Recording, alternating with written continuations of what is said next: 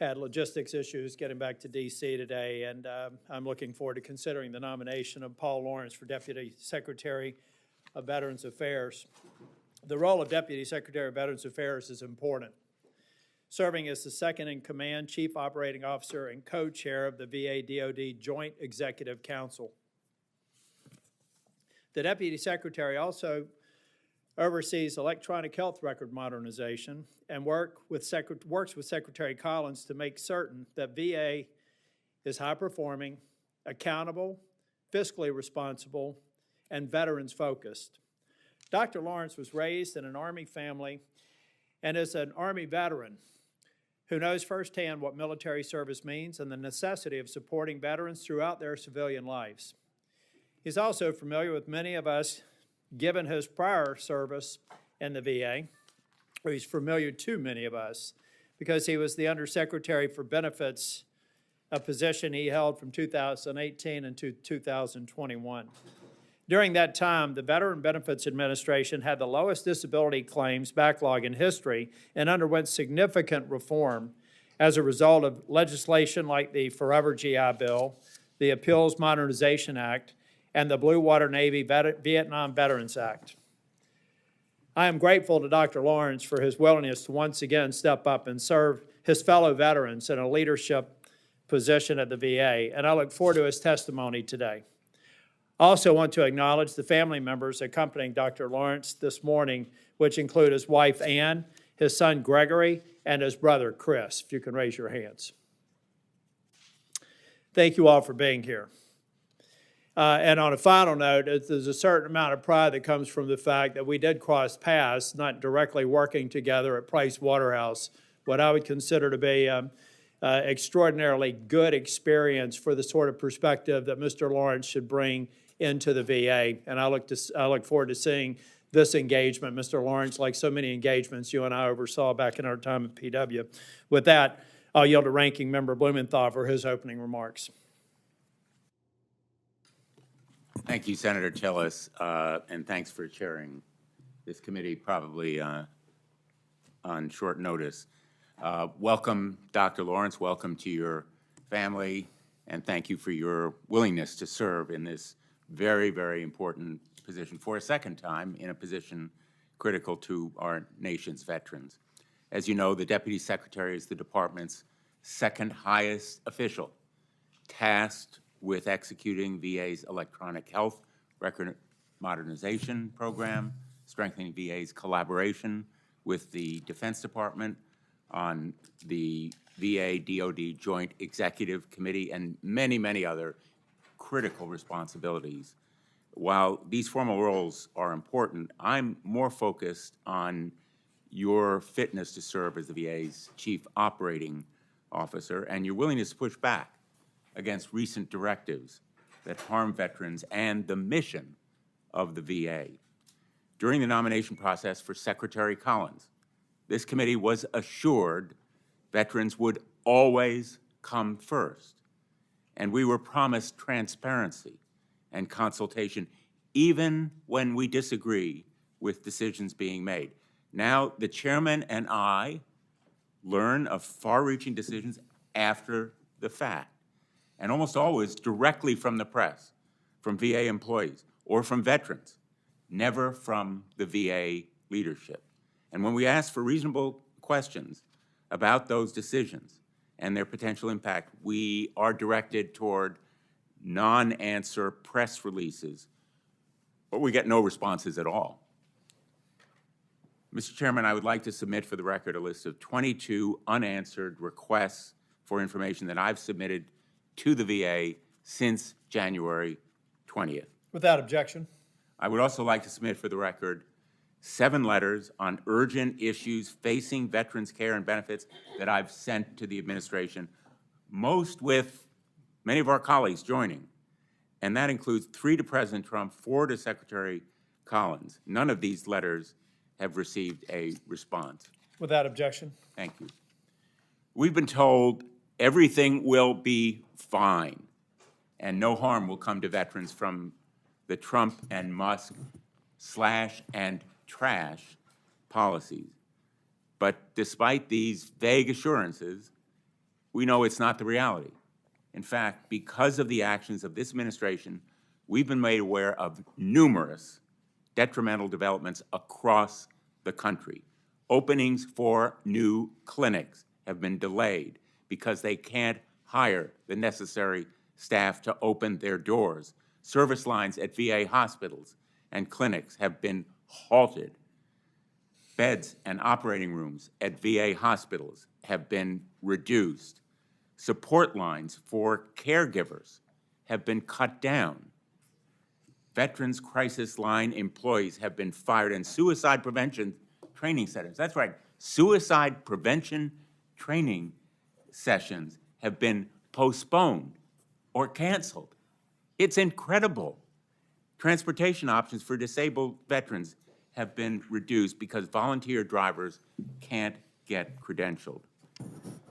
The Secretary has also said Elon Musk has not and will not be granted access to veterans' personal information, but we know that is simply not true. Not only does Musk and his team have access to that information at Treasury, they have the ability to alter, yes, alter that information. And it's only a matter of time until they access additional information on veterans from the VA or another agency.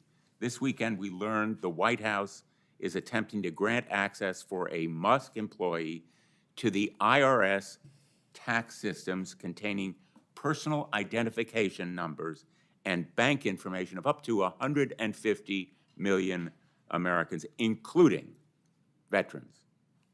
Meanwhile, VA employees have been told there is nothing to fear. Bless you. Thank you. Nothing to fear, as long as they work hard. But we know that's not true either. Many have been pressured to abandon their jobs by Musk and his resignation offers that aren't based on reality or the law.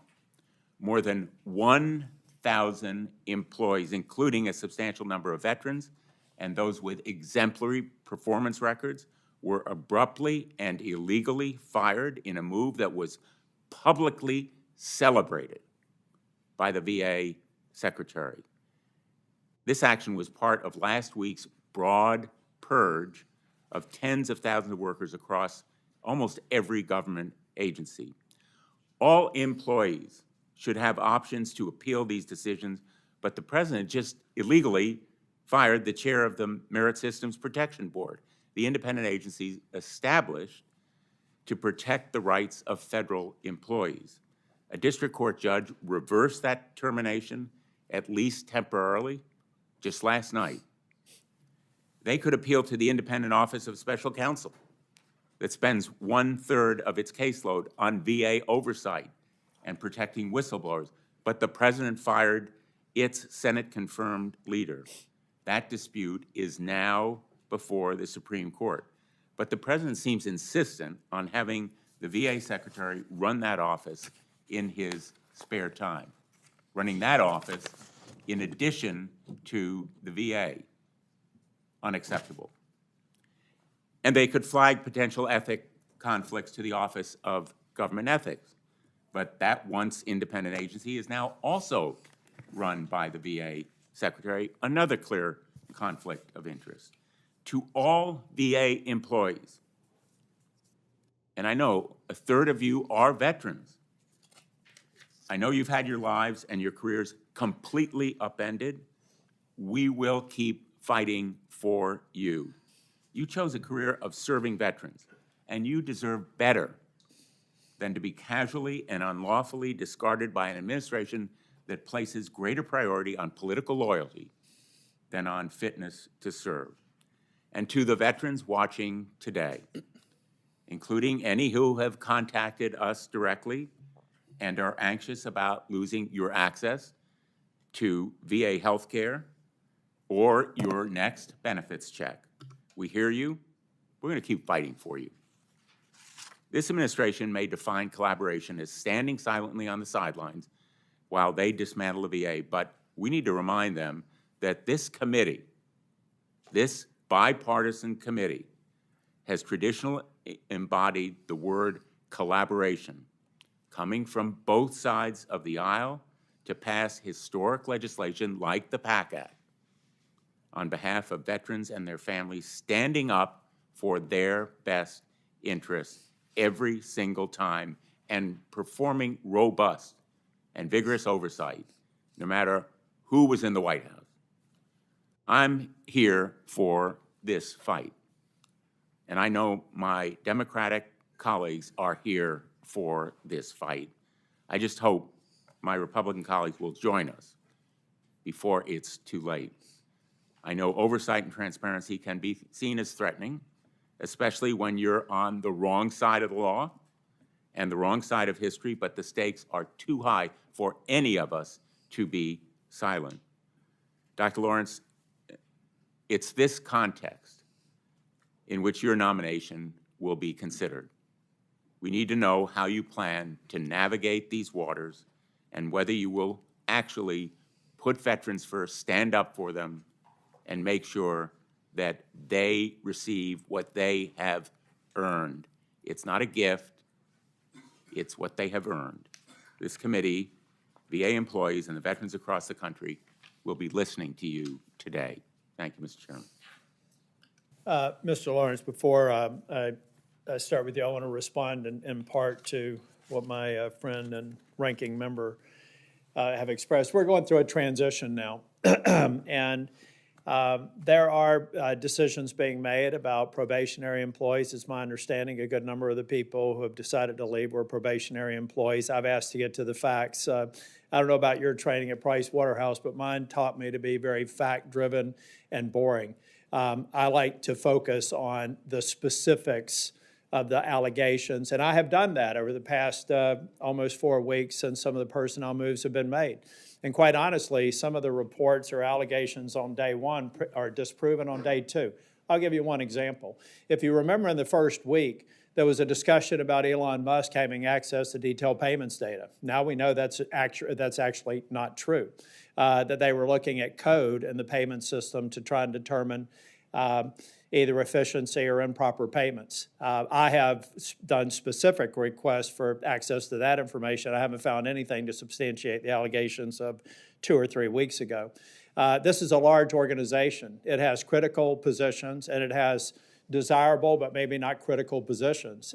If we're suggesting here that we've had mass terminations of physicians, technicians, nurses, critical positions, then that would certainly be concerning, and if there is evidence to that effect, I would like to see it. But in the meantime, I think we're dealing with a lot of transition, a new way of looking at personnel management, which occurs when you have a transition in the White House. I also think that we're talking about problems with the VA that were here more than 20 days ago. I think some of these problems are because there was a PACT Act that my office spent a lot of time working on that didn't get the commitment to get it right before it was passed out, and it resulted in a $3 billion shortfall in budgeting last year and multi-billion this year. These are all decisions that were made by Congress that are undermining some of our ability to actually live up to repaying or making another installment on a debt that we can never fully repay for veterans who need our services. And you as a veteran, Mr. Lawrence, I think you bring perspective based on your tenure in the VA. You bring the perspective of a veteran, and you bring the kind of perspective that I believe is needed to even settle down and address maybe some of the legitimate concerns that were expressed by the ranking member. But now let's move on to your testimony. Before I do, if you'll please stand and raise your right hand. Dr. Lawrence, do you solemnly swear or affirm that the testimony you're about to give to the U.S. Senate Committee on Veterans Affairs will be the truth, the whole truth, and nothing but the truth, so help you God? Yes, I do. Thank you, Mr. Lawrence. You may be seated. You can continue or proceed with your testimony. Senator Tillis, Chairman Moran, Ranking Member Blumenthal, and distinguished members of the committee, thank you for the opportunity to be here today and for considering my nomination. I would also like to thank President Trump for the honor of this nomination and his trust in me. Today, my objective is to earn your trust as well. As Senator Tillis pointed out, I'm joined by my wife, Ann, of 39 years, and my brother, Chris, also an Army veteran and airborne ranger. I also want to thank my 100-year-old mother who's watching at home right now. I wouldn't be here without all their love and support. The Senate Committee on Veterans Affairs has a long history of bipartisan accomplishments on behalf of America's veterans. Your commitment to taking care of the men and women who've worn the uniform is above reproach. I want you to know that I share that commitment. I grew up in an Army family. My father served 24 years with deployments in the Korean and Vietnam Wars. He taught me many valuable lessons about leadership and what it means to serve. My middle name, Reynold, was given to me in honor of my uncle who was killed fighting in Normandy. My family's love of country and tradition of service compelled my brother and I to join the Army, where we were both commissioned through ROTC. During my tenure in the military, I graduated from the Army's Airborne School, earned the Meritorious Service Medal, and rose to the rank of captain. My service taught me the value of leading with integrity, honor, and respect. But most importantly, it instilled in me a dedication to serving my fellow veterans that has shaped my life's work. As Senator Tillis indicated, I spent many years as a consultant bringing efficiencies to large organizations. Then I had the opportunity during the first Trump administration to serve as VA's Undersecretary for Benefits, one of the most rewarding experiences of my career. In that role, I led 24,000 employees as they administered the range of benefits, including disability compensation, pension, education, home loans, veterans readiness and employment, and life insurance. During my time at VA, our Veterans Benefits Administration team made great strides in increasing productivity, customer service, and convenience for veterans. Here are a few highlights of which I'm particularly proud. As Senator Tillis pointed out, during my time at VBA, the disability claims backlog was reduced to its lowest level ever. VBA guaranteed a record 1.2 million home loans to veterans in FY 2020, surpassing the previous record of 700,000. We successfully launched the GI Bill, the Appeals Modernization Act, and the Blue Water Navy Vietnam Veterans Act. We successfully launched Solid Start and the Veterans Benefits Banking Program. VBA reduced improper payments by more than $350 million. And in 2020, during the pandemic, I conducted 110 telephone town halls that reached 5.7 million people, and I took more than 1,500 unfiltered questions about how we are serving veterans. If I have the privilege of returning to VA, I will work to build on the many bipartisan successes of this committee. To that end, I pledge to work with you to get VA's electronic health record modernization effort back on track. Ensure VA provides veterans with the healthcare choices and options Congress promised them as part of the Mission Act, properly and faithfully implement the PACT Act, and put veterans at the center of everything the department does, and make accountability, customer service, and caring the cornerstone of service among the department's workforce. If confirmed, I will be a tireless advocate for the men and women who fought for our liberty, and I will work to ensure every eligible veteran and VA beneficiary gets the benefits and services they've earned. Thank you, and I'm happy to take your questions. Well, you've already proven to be efficient by yielding back 1.5 of your 5 minutes, even after introducing your family members. So you may have won some right there.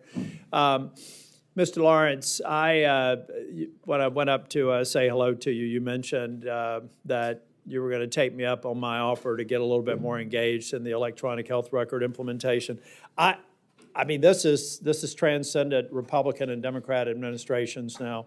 I, for the life of me, can't get my head around the amount of money that's been spent versus the value that's been derived. I mean, it's barely even implemented in the initial VISNs. It looks like it's suboptimal, and it's certainly not a best practice that the entire VA is benefiting from. So tell me, based on your past experience in the VA and any knowledge that you have now, what do you think where have we made mistakes, and what do we need to do differently to get this behind us and give the incrementing care this is going to provide veterans? Certainly, Senator. Thank you for the question. I mean, I think when Senator Collins was here last month describing his vision for what had to take place, it was very sound. Convening all the players, as he described, figuring out the best thinking, and what can be done to get efficiencies to as many veterans as possible, as quickly as possible. I echo that.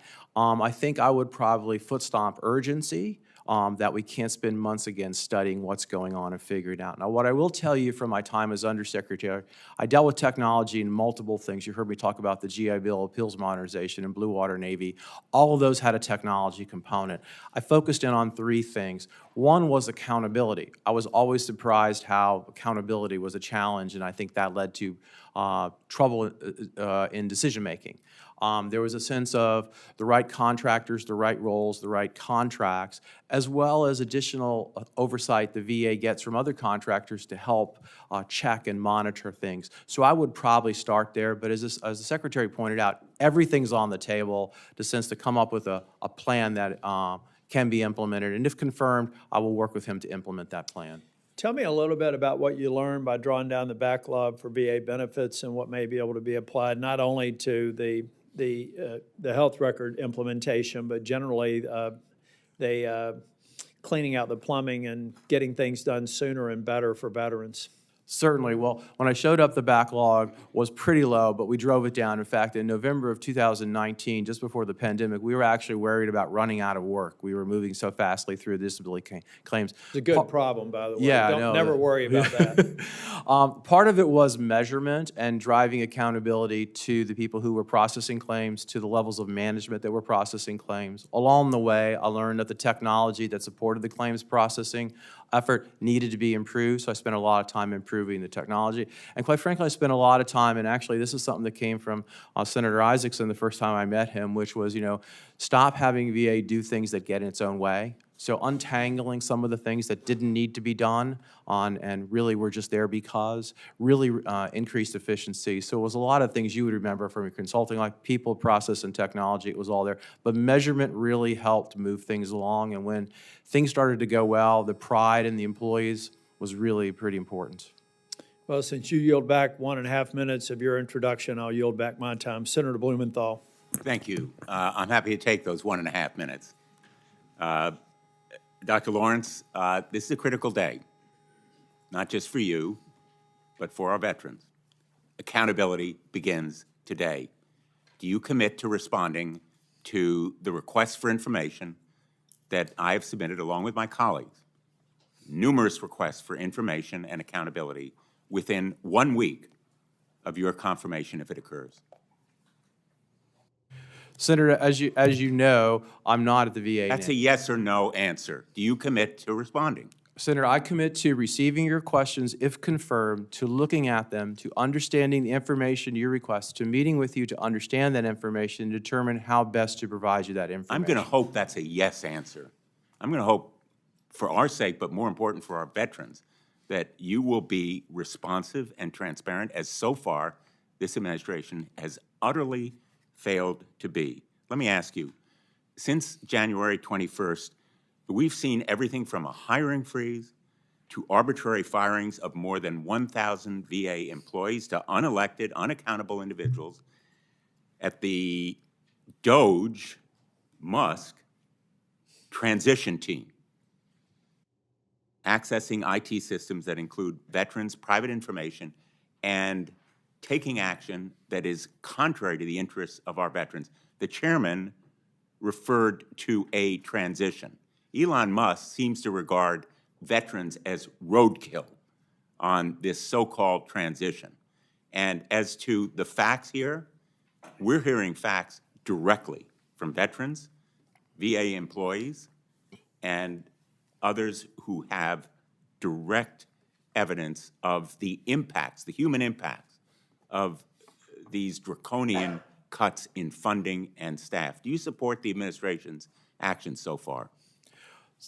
Thank you very much for the question, Senator. Let me see if I can pull this apart. The information, as I understand it, the DOGE employee at VA is accessing is limited to contracts, general operation, and management of the IT system. This person does not have access to veteran health information nor veterans benefits information. Do you support the firing of 1,000 VA employees?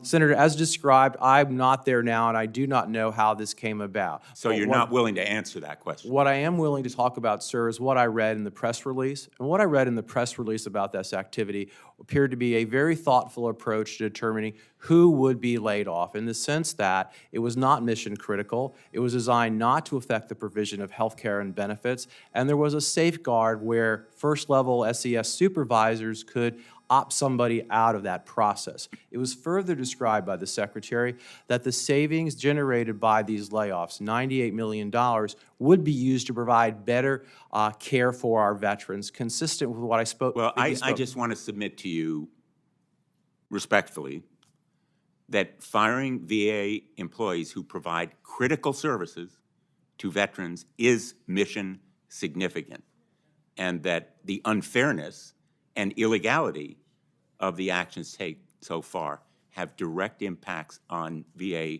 healthcare, on veterans who are potentially suicidal. If you close the kinds of training sessions and other direct help to veterans who say they're going to take their own lives, that's mission critical. Wouldn't you agree? Sir, I can only tell you what I read, and what you're describing is inconsistent with what I read. That being said, if confirmed— Well, it is inconsistent with what you've read from the VA press releases. I challenge you, as the person who's going to be chief operating officer, to learn exactly what is happening and to be transparent with us. Let me ask you another question. Transportation for disabled veterans have been reduced. Is that fair? Senator, thanks for the question. If confirmed, I will look in that to understand how that's happening, why it's happening, and what can Service be done. lines at VA hospitals and clinics have been halted. Is that fair? Again, Senator, if confirmed, I will look into that to understand why that's happening. Again, it's inconsistent what I read about the intent of the layoffs. And the kinds of appeals that VA employees are entitled to take now are to offices that are held by the VA secretary himself. In effect, you're appealing your firing to the person who fired you. Is that fair? Sir, again, if confirmed, I will look into what are the process by which veterans— Well, I hope you look into these questions quickly, and equally important, that you respond to us, as the Secretary has failed to do. Is that fair? Again, sir, I've confirmed I will look into this, and yes, I commit to figuring out a way to respond quickly to requests once I'm confirmed. My time has expired. I have a lot more questions for you, and I hope that you're more responsive if you're confirmed than you have been so far. Thank you, Mr. Chairman. Well, Mr. Lawrence, I'm going to use about a minute and a half of the minute and a half I gave up. Were you advised, or was your opinion sought for any of the personnel actions that have occurred in the last 20 days or the last 30 days of the new transition? No, I'm not employed by VA. I'm not engaged in any decision-making. Have you in any way been contacted to say, to advise on strategy, numbers, positions, conditions, anything related to the decisions that have been taken by the administration transition? No, I have not. And Mr. Lawrence, you may hear a couple of times today, there is frustration, and I can understand it from the perspective of some of my colleagues on the other side of the aisle.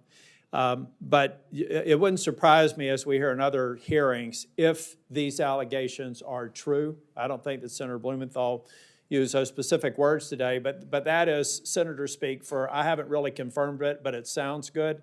And I think that you're not in a position to make a commitment or to, I don't think that you've been called on as an expert for this transition. Your position, when you get confirmed, is day one for you. At that point, I do believe that you should commit that any inquiries from the VA, we've been very frustrated in the Biden administration and the prior Trump administration and the prior Obama administration with the lack of response from the VA. That is not unique.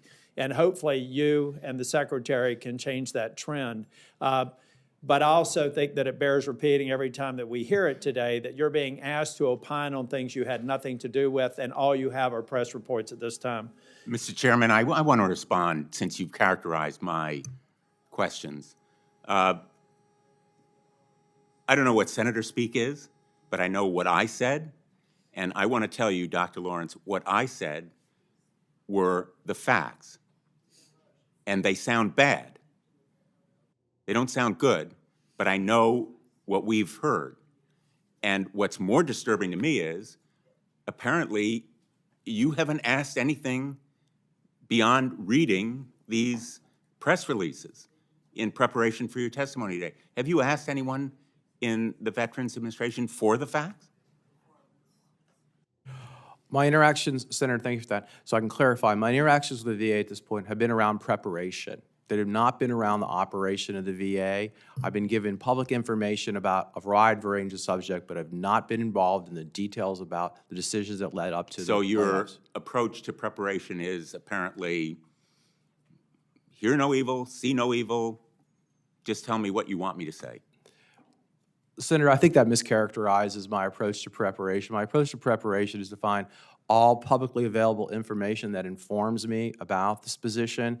I'm guided by my experience from 3 years in the first Trump administration, but I'm not involved in topical and timely decisions that are taking place in the operation of VA. To a lot of veterans, Dr. Lawrence, and I say this with due respect, this is going to sound, what you've just said, like bureaucratic gobbledygook. And I hope veterans receive more facts. I hope you give us more facts. We've complained, and it's been bipartisan, that government agencies have failed to be responsive at the VA. And I hope that you do better. Thank you. Senator Tuberville. Thank you very much. Thank you, Doctor, for being here today and willing to take this on. As you can tell, it's pretty volatile. We all care about our veterans. I grew up in a military family, and my dad spent a lot of time in the VA. We've got a lot of good VAs across this country. In Alabama, we've got a lot of good ones. We've got a lot of bad ones. But it usually comes down to personnel. And when I first got here, President Trump had evaluated and released 4,000 people from the VA, and the Biden administration rehired them back, and with back pay, without any evaluation. We have not had any evaluation from those 4,000 since I've been here for 4 years. People need to be evaluated, and if they can't do the job or they're negligent, especially in healthcare, they need to be let go. So I'd hope that we really look into the people running our VAs. I know you'll do that. One thing I'm concerned about, and since I've been on this committee, we have big tech that could be very valuable to our VAs.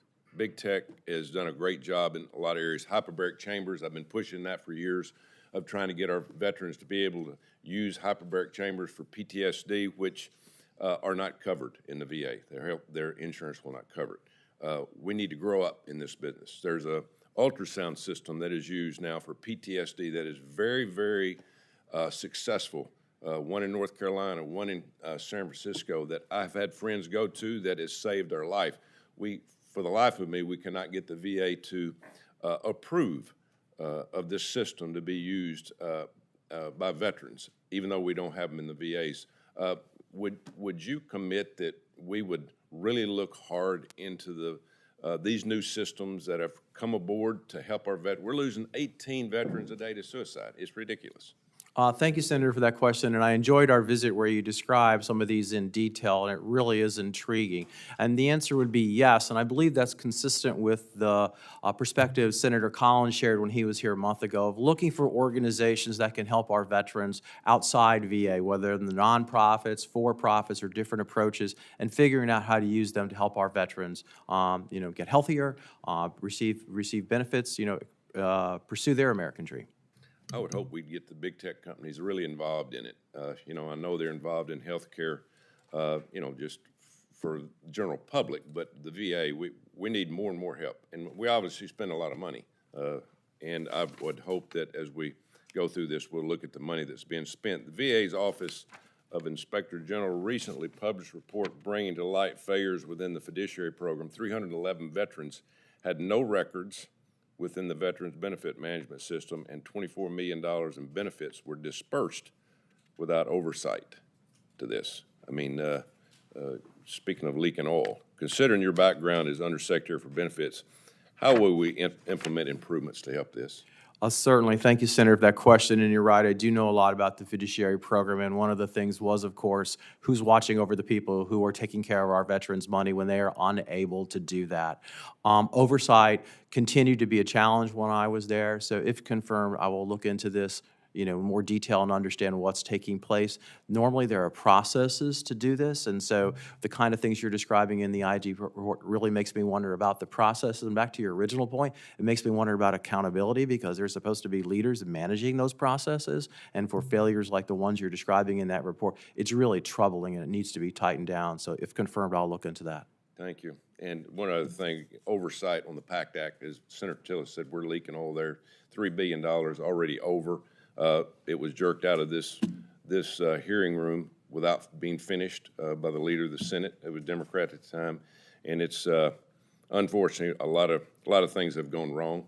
because we didn't have the ability to finish that bill. So hopefully we'll look into that. We'll get you back here to, after you take office and see how we can help with that, because the PACT Act could be good if done the right way. So thank you, Mr. Chairman. Senator Hirono. Thank you very much, Mr. Chairman. I'd like to ask the initial two questions I ask of all nominees before any of my committees. Since you became a legal adult, Dr. Lawrence, have you ever made unwanted requests for sexual favors or committed any verbal or physical harassment or assault of a sexual nature? No, I have not.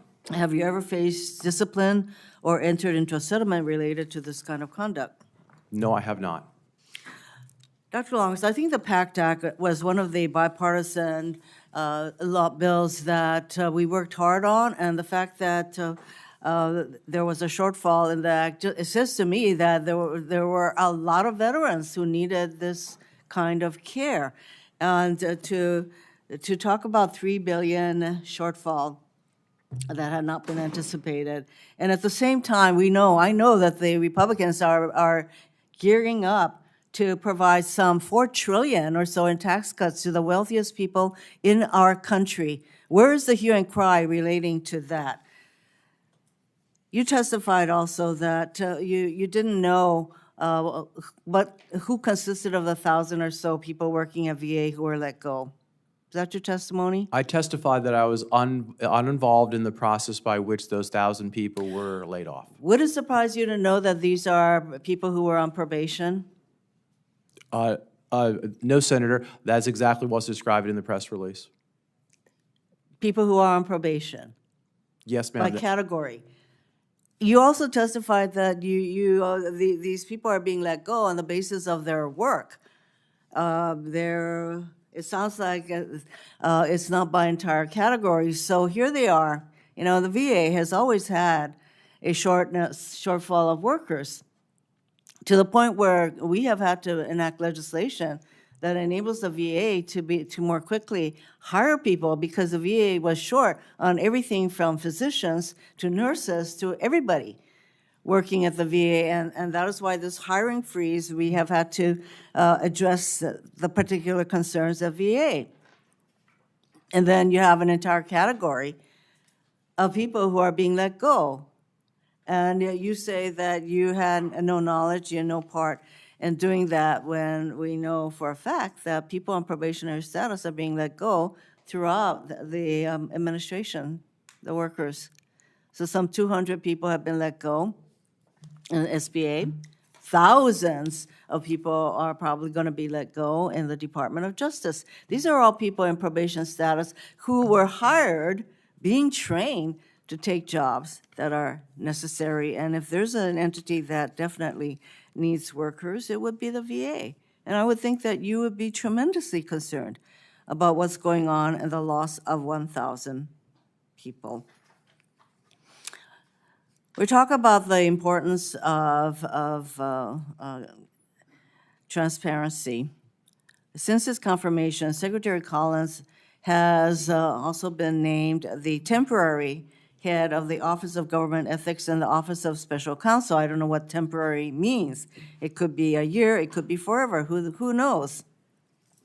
How do his additional roles impact the delegation of responsibilities between the two of you, even if temporary? Don't you have some responsibilities relating to whistleblowers within the VA? Wouldn't you have some overlap between what Secretary Collins now is responsible for and what you will be responsible for? Yes, ma'am. Thank you for that question. If confirmed, the Deputy Secretary is the Chief Operating Officer, responsible for a lot of the administrative functions within the department, to include Office of Accountability and Whistleblower.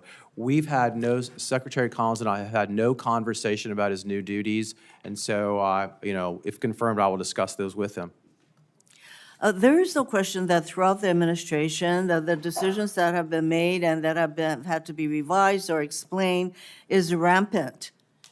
And so this goes to, in my view, the chaos, confusion that is in every agency. Let me get to a concern that a lot of veterans have about what happens in VA. there has been ongoing concerns about privatizing at VA. The Veterans Project, the portion of Project 2025, which you are acknowledged as having had a great part in writing, recommends outsourcing of various roles at VA to contractors. Is that something that you are going to push for, that you're going to begin to privatize VA responsibilities? So thank you for the question, ma'am. Just to clarify, I was a small contributor to the section on VA where I wrote about efficiencies in the benefits process. The Secretary was very clear, and I echo his comments when he was like, we are not going to privatize the VA. We would push back on any efforts to do that. We understand, I think the Secretary said this well, that there's a need for both the VA and also access to community. Mr. Chairman, there have been ongoing efforts to privatize segments of the VA, and I certainly am going to hold you to your commitment that you do not have an intention of privatizing activities at the VA. Thank you, Mr. Chairman. Thank you, Senator Rollino. Senator Sheehy. Morning, Paul. Thanks for undertaking this important duty yet again in your life. Is the VA working right now? As you know, Senator, I'm not there now. I'm not involved in the decision about what's going on. So it's really hard for me to talk about something I'm not there. From afar, I would say veterans continue to get health care and benefits. Veterans continue to be able to interact with the VA. When I go to the building, it works. People are there doing things. So from afar, I would say broadly, yes. You know, I think we're at $50 billion now is the estimated software upgrade cost for the healthcare system software. That's been, we've been talking about this for almost a decade. The rough estimate for cost for the VA is it costs the VA about 3 times as much money to deliver $1 of care to a patient as it does the private sector or the DoD healthcare system. How do we reform the VA healthcare system so it is, for example, as efficient as the DoD healthcare system can be? Thank you, Senator, for those questions. And I think when Secretary Collins was here, he talked about this a lot, trying to figure out how we support our veterans as efficiently as possible. If confirmed, I think we need to take a hard look at why things are more expensive relative to other comparable organizations. I mean, when I talk about providing veterans world-class service, part of that is comparing how well VA does to other organizations that do similar things and understanding what the difference could be. Perhaps it's because the patient population is different, they're older, but perhaps it's in the way it operates. So if confirmed, I would welcome the chance to sort of dig into this and share observations and insights with you. And when we look at the transition, I think for many veterans on this panel and many veterans, period, one of the most frustrating parts of the VA journey is that handoff from active duty to VA. And even parts of the VA that do function well, and they are there, making sure that that bridge between active duty and VA is seamless continues to evade our ability to accomplish it effectively. So what can you do as the number 2 guy at VA to make sure that as veterans transition from active duty to the VA, they don't get lost in the shuffle. They don't not make the leap from one end to the other and are lost at sea. How do we help fix that problem? Well, thank you for that question. And don't forget, sir, I transitioned too, so I know exactly the experience you're talking about. As the Deputy Secretary, I will be the co-chair of the JEC, the Joint Executive Committee that was already mentioned, where we work with DoD to discuss these issues. I think the Secretary, when you asked him a similar question, talked about the importance of getting the transition right. I echo that. I think it's very important that seamless information transfer to DoD, to VA. Cannot tell you the number of times in past lives veterans complained, how many more times you can ask me for my DD-214 when you have it already? It's things like that that really set things in a bad place. In addition, I feel strongly about connectivity, making sure veterans have a job when they transition, make sure they have a great place to live. As you know, states are actively competing for our veterans, and we should be helping them do that. So I think through the JEC, I'll really be able to align with Secretary Collins and make sure we're working on the right things. VA employee accountability is important. We see patient satisfaction scores that if the VA was a business, they'd have a 1-star on Yelp. And when the patients are frustrated, I've been in office now for, 7 weeks as a senator, and a lot of my time spent dealing with VA issues when veterans reach out to a United States Senate office saying, I can't get a response from the VA. I can't get my claim processed. I can't get an appointment scheduled. The fact that we've been able to help solve those issues is great, but it's extremely frustrating that the best place a veteran can go to actually get their problems fixed is not the VA. It's going to their congressional delegation, writing letters, showing up in person saying, can someone please help me get a response? And although many of the reforms we're seeing be undertaken now are coming under tremendous criticism, it's about time we change something at the VA because a lot of it's not working. I think you have a great vision to help fix that. But how do we make the VA a customer service organization so when our veterans need something, common sense, they can actually call the VA and not their senator or their congressman and get something done? Yep. Thank you for that question, Senator. This came up in numerous meetings with your colleagues on this committee when I met with them of the frustration of having to do the casework you're describing. Part of it is, of course, the effort to learn as to why these problems are happening and to resolve them. I found in my previous tenure many really good employees, and we should recognize that at the VA. At the same time, however, one of the ways we have great customer service is we exit folks who are not serving our veterans really well, and we would use accountability to do that. So the measurement, the understanding of the problems, the solutions, and understanding where the failures took place and how we deal with them. Great. Well, thanks again for your service. Thanks for undertaking this yet again. Senator Hassan. Well, thank you, Senator Tillis and Senator Blumenthal, for this hearing. And Dr. Lawrence, again, congratulations on your nomination, and thank you and your entire family for your service to our country. Before I begin my questions, I want to take a moment, to express my concern about recent steps that the Trump administration has taken that have caused disruption and confusion throughout much of our country, especially within the VA. Last month, the president instituted a federal hiring freeze, which at first included the VA before the administration tried to backtrack. The Trump administration also attempted to institute a federal funding freeze. The VA later claimed that its programs weren't impacted, though veterans were rightfully concerned about the impacts on the services that they need. And just last week, we learned that the Trump administration dismissed over 1,000 VA employees, people who help veterans get the care and benefits that they've earned and deserve at a time when the VA should be expanding its workforce, not cutting it down. Taken together, it is obvious to me that this administration is making drastic decisions without facts, to Senator Tillis's point. If you're going to start right-sizing an organization, you gather facts and you do it in a transparent way. And instead, what we're seeing from Mr. Musk and Mr. Trump is they're just making stuff up, telling the public things that then later turn out not to be true. And they're not thinking through how their actions will actually affect veterans. I'm concerned that this reckless pattern of decision-making will continue, so it's incredibly important that we have leadership at the VA who will push back on decisions that could negatively impact health care and benefits for our veterans. So, Dr. Lawrence, I want to start with a question. It's a question I'm asking all nominees in light of recent events. If directed by the President of the United States to take action that would break the law, would you follow the law or follow the President's directive? Thank you very much for that question, Senator. I would follow the law.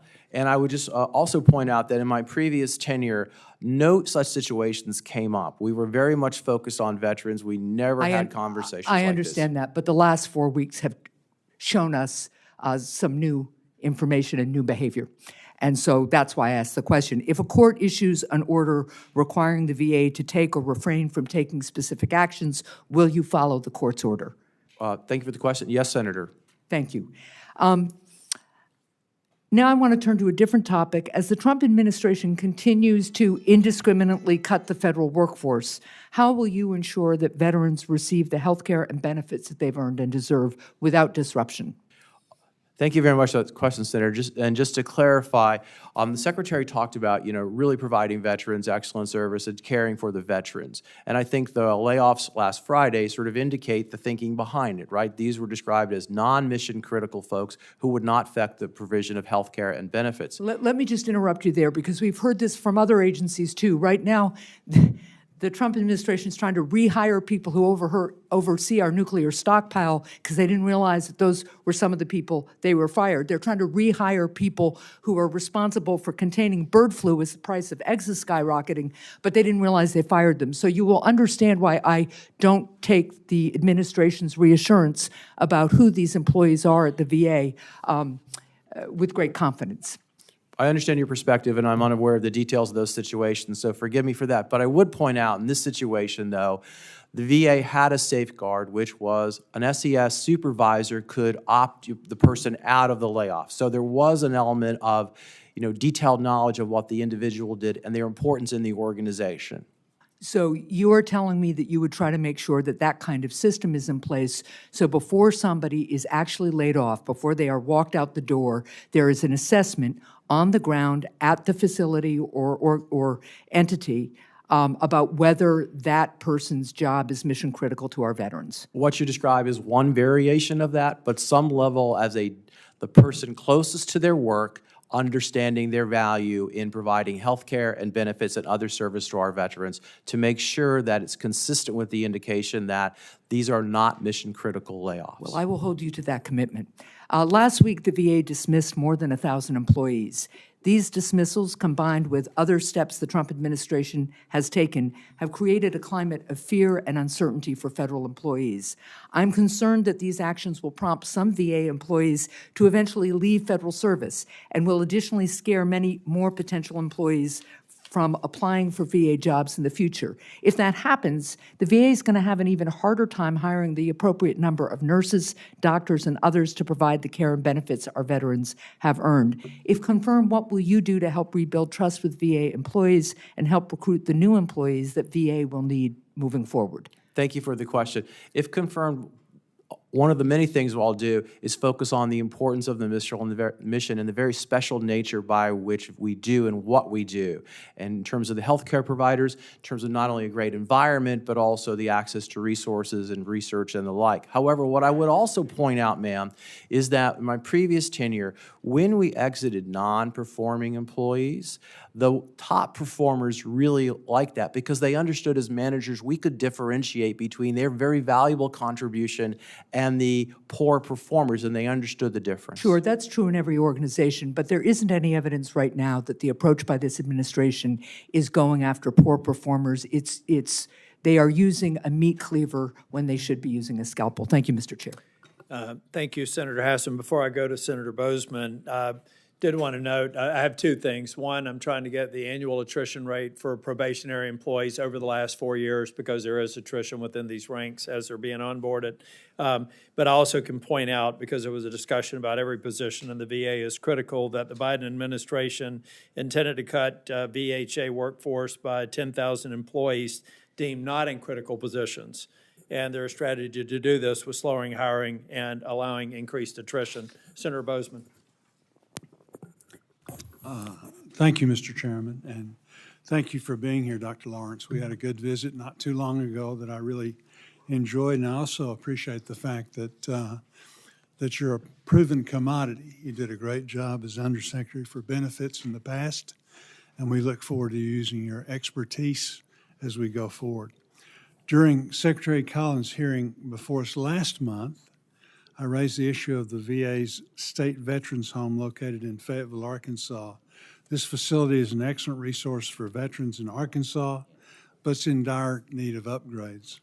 Unfortunately, the facility will not receive necessary fiscal year 24 funding. Secretary Collins committed to continue to work with me on the issue. Do we have your commitment that you will also continue to work with us in regard to the Northwest Arkansas facility? Yes, Senator, thank you for the question. If confirmed, I'll work with the Secretary to better understand his commitment, and we'll work with you to figure out what makes sense. Good. Thank you very much. The VA has approved for GI Bill purposes a unique vocational transition school in my state exclusively for veterans, which emulates the way they learn during military service. Notwithstanding the GI Bill approval and working model based on military training, previous administration policy bars non-accredited education institutions access to transition assistance program sites. I believe the strategy of exclusion limits the potential of these institutions because it blocks them from connecting with the soon-to-be veterans at the most significant period of separation. If confirmed, will you work with us with the VA and DOD Joint Executive Council that oversees the TAP Executive Committee? Will you commit to working with me on this issue? Thank you for the question, Senator. Yes, if confirmed, I'll look into this, whether it's through the JEC or whether it's just one-off to better understand the situation and figure out. I mean, I care greatly about veteran employment. Obviously, if this is a good training program and enables that, we should figure out what to make sense. And if these are unintended consequences of rules, we should look into that. So yes. Very good, thank you. As you're aware, the VA faced significant questions around its budget last year, with many issues that have yet to be answered. Do you still believe the VA's fiscal year 26 advance appropriation request to be accurate, or will greater funding be required? Much of the issues we experienced last year came due to the breakdown in communication between the VA and Congress. How do you plan to revamp VA's congressional affairs to improve communication and prevent future breakdowns? So thank you, Senator, for those both questions. Let me break them apart. In terms of the budget, at this point, my knowledge is not that detailed. So if confirmed, I will dig into this and have a more precise response, and I'll work with the Chief Financial Officer to really understand and provide information. In terms of your second question about communication, in almost every one of my visits to your colleagues, this came up. And I believe Secretary Collins addressed it in his confirmation hearing as well, where he talked about the need to not only receive information to do constituent services, but to get ahead of that and to talk to your teams to get a sense of what's going on in advance. So yes, it was pretty clear about the desire for more information from VA, and quite frankly, a two-way street, not only to assist you with constituent service, but to better understand what you're hearing so we can get ahead of the problem so they don't turn into issues. So yes.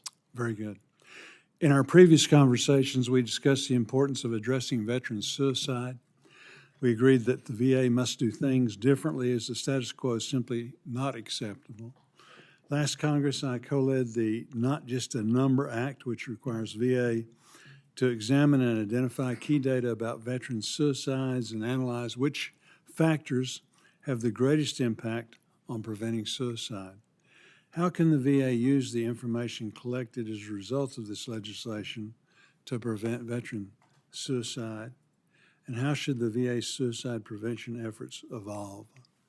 Certainly, Senator. Thank you for that question. I agree with your sentiment, which is for a long time we've been talking about this. A great deal of energy and a great deal of efforts been spent on this, and it seems like the number doesn't change. So I think the sentiment about can we do things differently? What can we learn? What can we learn from data? If confirmed, I will look into this and try to figure out if there isn't a new path, if there aren't other successes somewhere that we could bring to bear on this really tragic issue. Very good. Thank you. Senator Thank you, Mr. Gallego. Thank you, Mr. Chair. One of my things I'm very proud of is passing the PACT Act. For those people who don't know the PACT Act, it was burn pit legislation that affected many of us Iraq and Afghanistan veterans. I myself slept next to a burn pit for 1 month and hit Iraq, and unfortunately have seen some of my Marines that I served with die from diseases related to the burn pit. So the burn pit legislation was a big win for veterans, first of all, and it's bipartisan in nature. And it is really one of the largest expansions of care and eligibility in VA history, considering it was a 20-year war and considering how many men and women were exposed to burn pits and other very dangerous chemicals. So it's a very important step forward to really right the years of wrongs. And when I say wrongs, a lot of my friends, some died before they got even close to getting claimed. Some of them actually ended up having to pay out of pocket because the VA didn't recognize their sickness as related to their service. And many of them still don't even know that they have access to these benefits. So with everything that's happening right now, I am concerned that while we are constricting and reducing who we're hiring, we at the same time want more people to apply for the PACT Act benefits, and want to hear what are your plans about how to increase awareness for the PACT Act so we know that a lot of these men and women can start getting benefits now, because if not, they will get benefits, as you know, and you've served in this role before, years later, but will end up having to back pay their service plus interest. Thank you very much for that question, Senator. I agree that more communication needs to be put out there for veterans about what their benefits and health care could be under this. I think that we tend to think about communication as, well, let's just put something on the internet. What I learned from my previous experience before was that low-tech, communication is invaluable. Town halls are invaluable to go and explain this. So I would expect to do more in-person communication. I know the secretary talked about that, but he'll be very busy on lots of important issues. So I assume as a deputy secretary, a lot of this will fall on me. I'm a big believer in communication. We probably can't over-communicate on this, but I think it's very important we tell veterans, you must come now to the VA, even if you think you are fine, because years from now, something will happen and you'll wish you came when we better understood it. So yes, I completely agree. In kind of in the vein of over-communication, one of the things that concerns me about the president's EOs against DEI, and in some regards, yes, DEI did go too far, but one of the things that it may impact is culturally competent communication. What does that mean? So Arizona, we have 22 federally recognized tribes. We have an overrepresentation all over the country. There are more tribal governments, there are more tribal members that serve in the military than the ratio of their population. And as well as we have, for example, a growing female veteran population that sometimes wants to seek services specifically from women or women that have been in their experience. And so these types of EOs sometimes are not going to allow best practices and best methods of communications. What's the balance you're going to be able to strike on that, or you're going to be stuck to the EO? Because, for example, some female service members that have survived rape and by other service members want to only speak to women and will only feel comfortable speaking to women. Some of the EOs are going to go so far that they may not even have these specialized programs for survivors of rape. Yeah, thank you for that question, Senator. What I learned from my previous tenure was the value of listening to and talking to veterans, and if not veterans directly, the organizations that represent them. I found those invaluable in terms of communicating things around. So I would hope that, if confirmed as Deputy Secretary, I will work with the Veteran Experience Office to really understand how we access the individual groups you're talking about and engage them effectively. And part of the problem is that this EO may not even allow you to do that. Will you try to find a waiver to this or speak to the president's cabinet, whoever it is, to get that? Because, for example, there are great groups that are better at outreach. For Latinos, there's some Latino veterans organizations. For African Americans, there's African American veterans organizations that could be very good at reaching out to these groups that sometimes don't necessarily listen to other lines of communication. But I'm not sure that the executive order will actually allow that to happen. Certainly appreciate the question and understand your perspective. If confirmed, I'll look in to see whether that is actually accurate, that if we can engage them. I completely agree. These groups are invaluable in terms of communicating with veterans and understanding. I mean, it was through groups who represented older veterans that I learned telephone communication was so valuable. So absolutely, they're great sources of information about how we engage our veterans. Thank you. I yield back. Senator King. Thank you, Mr. Chairman. Congratulations on your elevation. First, I want to agree with Senator Sheehy. Transition, I think, is one of the most important areas that we can work on. I've always felt that the Defense Department should put as much money and effort into the transition out as they do to the recruiting in. One of the initiatives of the first Trump administration was a pre-registration of active duty veterans in the Veterans Administration, so that that was one step they didn't have to take. I think that's a good idea. I've got a bill to essentially continue and expand that. Is that something you could help us move forward with? Thank you, Senator, for the question. I think that's a very good idea, and whether as Deputy Secretary I would work with the JAC. Yes, I think that's something I could support. Thank you. On the layoffs, here's the problem. You've testified, and the press release has been this was done in a thoughtful way with reviews and all those. I'm a great advocate of Ronald Reagan's admonition, trust but verify.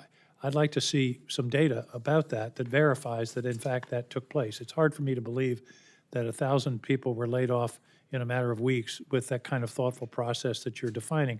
I should also mention that given average attrition rates in the federal government, approximately 2,000 people have left the VA if the rates at the VA are the same as the rest of the government. So we're really not talking about 1,000 empty positions. We're talking about 3,000. Just in the last month, 2,000 a month is about the rate that would apply to the VA. So we're talking about a diminution in the number of people. And I know that some effort has been made to not, for example, apply the hiring freeze to medical personnel, direct providers. But I would argue that if nobody's there to answer the phone when a veteran calls for an appointment, and I think Senator Shih mentioned this, the difficulty of getting appointments, that's a denial of benefits. So it worries me that we're not really focusing on what exactly the role of those people are, and that the steps so far seem likely to diminish the availability of services to veterans. Your thoughts? Thank you for the question, Senator. I agree, and thanks for the visit where you shared your experience as governor and how you went about doing something similar. So thank you. That was very important perspective. I think Did it in 8 months instead of 4 weeks. That was one difference. yeah, no, I took away that. Back to your question, I think that, if confirmed, I would also like to look at the data and see that it did in fact follow what I saw in the press release. And I think the Secretary committed to being very transparent about this. I don't want to speak for him, but I would talk to him about following through on that and sharing the information as well, so folks have a sense of trust in what took place. I also would go back to, as we talked about yesterday, the safeguard in place, which the person answering the phone, a level, an SES supervisor should be able to say, yes, they are critical, they should be opted out of this layoff. So hopefully that's where that took place. By the way, I was agreeing with Senator Sheehy. I disagree with him on one thing, and that is electronic medical records. The original sin of the electronic medical records fiasco was a no-bid contract in the last Trump administration of a brand-new system instead of going to the marketplace and seeing what was available in terms of proven existing systems that are operating all across the country. The other piece that worries me is that everybody in the VA, except apparently direct service providers, got the famous early retirement letter that, if you quit by September 30th, you'll get paid. Nobody can convince me that was thoughtful. In other words, that went to everybody. What if the best people leave, which is what a lot of people I've talked to said is going to happen, the people who can get good jobs immediately, the good people are going to leave. There's no way to define that letter that everybody in the federal government got, including shipyard workers at Portsmouth Naval Shipyard, the CIA, the Defense Department, and the VA. How do you defend that as a thoughtful process for redefining the federal workforce? Thank you for that question, and I'm sorry to disappoint you. I wasn't there. I do not know the process under which, if confirmed, I'll look into it to better understand, but I have nothing to add. I understand that, and I understand that you weren't there, and but you're the nearest thing we have to somebody to question on these issues today, so you're bad luck to be here. A couple of provisions from Project 2025, which I understand you had a limited contribution to, but I'm sure you're aware of. One of them is a suggestion for the VA, increase automation. The best way to provide benefits faster and more accurately is by using technology to perform most of the work. We're already learning in the private sector insurance companies that giving AI the decision about making these kinds of decisions doesn't work very well. Do you think increased use of technology and artificial intelligence in claims processing is a good idea? Thank you for that question, Senator. If you notice, it said most of the work. The way a claim comes about is there's a lot of work where you gather information. It's what's called development. That's what takes so long, is getting all the veteran information to get it in front of somebody to make a decision. Technology can be used to gather that information faster, so a government employee, a claims adjudicator, can make the decision. So you're testifying that you're not talking about AI making the decision. We're talking about simply automating the collection of data? It's what's called development. That's correct, Senator. I think the decision should be made by an individual, a VA employee, as required by law, I believe, but also to bring judgment into things. I think technology is great, but it's not the end-all and be-all. Continuing, I guess I'm over my time. Thank you, Chairman. Mr. Lawrence, just a clarification. When the Cerner, it was a Cerner platform that was ultimately decided for the electronic health record. Is that correct? That's correct. And is it the Cerner platform that's also the baseline for the DoD system? That's correct. Was a part of the logic behind that to hopefully not modify it so much that they couldn't better integrate, so that we're carrying data from DoD to the VA?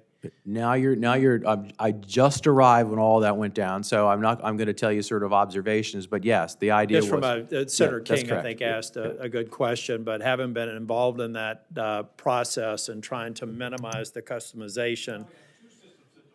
Well, they should be in that office that integrates, and why I'm so glad to hear that you're going to step up your focus on it. If somebody went wrong taking two baseline systems that are precisely the same applications and made them less compatible, there's a lot of quality time that I would suggest that the chair and ranking member consider before this committee. Senator Blackburn.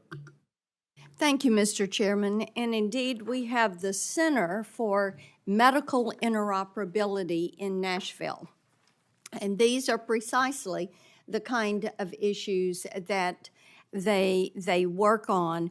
And of course, what we have learned with healthcare innovation is that payment processing can be standardized and efficiencies achieved in payment processing, and also, as you said, in finding that definable data that is necessary for that claim. And we should use every piece of technology that we can to speed the claims to our veterans. Mr. Lawrence, I want to, first of all, congratulations and thank you.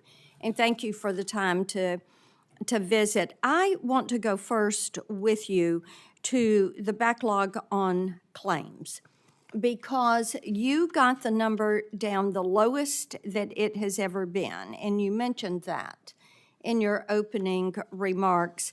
And what we see now is an enormous claims backlog. If you look at the claims that are under 120 days and also over 120 days, it is 954,000 claims. So what I would like to hear from you is what steps you're going to take first and foremost to get those claims, those numbers down. Certainly. Thank you for the question, and I enjoyed our visit very much. I guess what I'll begin with is going back and, if confirmed, talking to the folks over there and reviewing what's taking place, because part of how we got it down to such a low number is through a series of process activities and technology activities, and I would want... What was that number? It was less than, it was 64,751. Okay. 64,751. Okay, let me ask you also, and we talked about this privately, 80% of the VA employees are unionized, and they are some of the ones we have heard that have fought going to EHRs, and they have fought returning to work full-time. So in order to address this backlog issue, how are you going to deal with these unionized employees and get them back in the office so that they are processing those claims and have them adapt using the EHR system that is there, that now you've got Oracle handling that contract? Certainly. I think the Secretary, when he was here, talked about this very directly, which is we have to explain that the mission of the VA is to serve veterans, and that is our focus, and that is what we need to do. And anything that distracts from that has to take second place to that. So if that means getting back to work, so be it. If that means coming to the office, so be it. We have to understand that, these distractions take away from our ability to deliver care and benefits to our veterans, and we need to minimize those and refocus activity on what the mission is. Now, last week, Secretary Collins let us know that the community care network contracts are going to face delays because of some obstacles that were put in place during the Biden administration. We've got a lot of veterans in Tennessee that prefer community care. We've got 95 counties, 90 are rural counties, and they prefer community care. So I would like to know that you all are going to continue to push to get these contracts back on track for the community care network. And I don't want our veterans to see a disruption or to be displaced. So do we have your commitment in that regard? Yes, if confirmed, I'll work with the Secretary to follow through on his commitment to you and help him in any way. And then the first hearing we did here in the VA committee was on community care and simplifying this, getting a pilot project in place so that the veteran is making the decision on their care and not having to wait on the VA, and a caseworker there who's working remote, working 5 days out of 10 or 2 days out of 10 in person, to make a decision to allow them to have the care they need in the location that they need. And I would like your commitment on providing the veteran with that decision-making authority instead of having that land with the bureaucracy in the VA.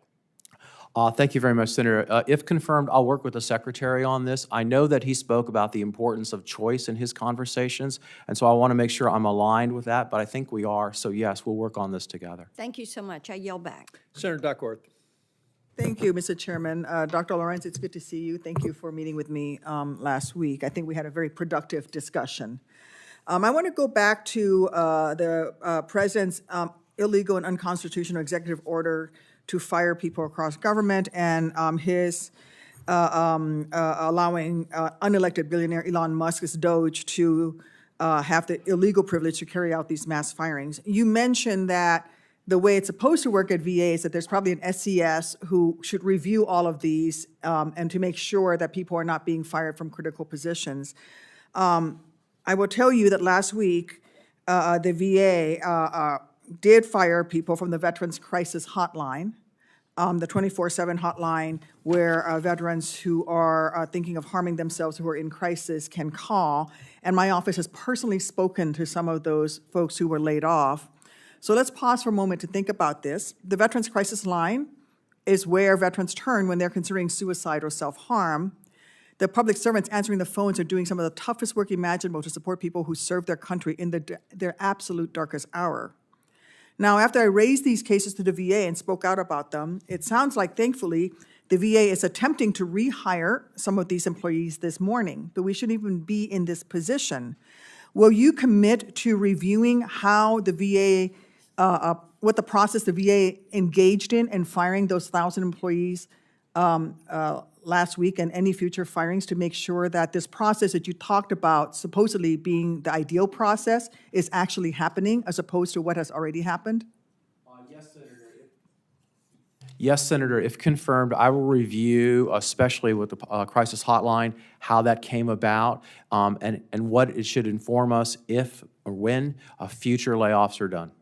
Thank you. I will also tell you I have read the letters that they received, the emails that they received, and it contained no information about any of their benefits, their leave days, their health care benefits. Some of these employees were pregnant who would lose their health care. And so I'm deeply concerned that the letters were so indiscriminate and also did not provide people with information on what their next steps are, and they were immediately locked out of their employment systems. I think that we owe the veteran community transparent answers and accountability without excuses or finger pointing. After this news broke, my office almost immediately began receiving phone calls from veterans, not just from Illinois, but also across the country, who have been in federal service across different agencies for years. So these are long-term federal employees, not probationary, they've been in long-term employees for years. And they raised my concern that veterans who use their veterans preference in their hiring for their positions are coded by OPM as probationary. And they have been wrongfully caught up in this egregious mass firing sweep. When veterans use veterans preference in the hiring process, OPM codes them, may code them as probationary, even if they are long-term federal employees. And so individuals can also be coded as probationary if they have recently been promoted. So they're still in the same agency, but they were just promoted to a new position, but they're coded as probationary. These veterans with years of federal service should not have been fired. Some of the people from the crisis hotline that we spoke to, had 18 years of federal service, 5 years of federal service. They should not have been fired. Dr. Lawrence, I know that I do not need to remind you that veterans make up 30% of the federal workforce. They are the most patriotic people in our nation. They served in uniform, and many turn around and choose to continue to serve in federal government, especially at VA. We talked about the VA's mission. It's on the wall. It is the clearest mission of any federal agency. Yet the Trump administration, filled with some of the most disloyal oligarchs of our time, who egregiously invoke the theme of patriotism to camouflage their anti-democratic agenda, has disrespected these veterans' dedicated and enduring service to our nation.